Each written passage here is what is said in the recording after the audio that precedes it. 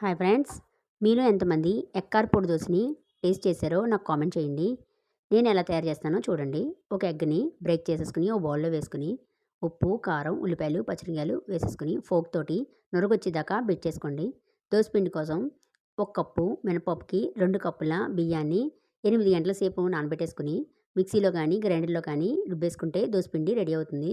ఈ దోస పిండిని వేడివేడి పెనం మీద వేసేసుకొని ఒక స్పూన్ ఆయిల్ కూడా వేసేసుకొని మనం తయారు చేసుకున్న ఎగ్ మిశ్రమాన్ని వేసేసుకొని ఈవెన్‌గా స్ప్రెడ్ చేసేసుకోవాలి. తర్వాత దీనిపైన 2 స్పూన్ల కారపొడిని కూడా వేసేసుకొని మూత పెట్టేసుకోవాలి. ఒకవైపు వేగిన తర్వాత రెండో వైపుకి టర్న్ చేసుకోవాలి. దీనిపైన ఒక స్పూను ఆయిల్ గానీ, నెయ్యి గానీ వేసేసుకొని రెండు వైపులా కాల్చేసుకున్న తర్వాత సర్వింగ్ ప్లేట్‌లోకి తీసేసుకోవాలి. అంతే, ఎంతో టేస్టీ అయిన ఎగ్ కారపొడి దోస అల్లం చట్నీతో గానీ, సాంబార్‌తో గానీ టేస్ట్ చేస్తే చాలా బావుంటుంది. మీరందరూ తప్పకుండా ట్రై చేయండి.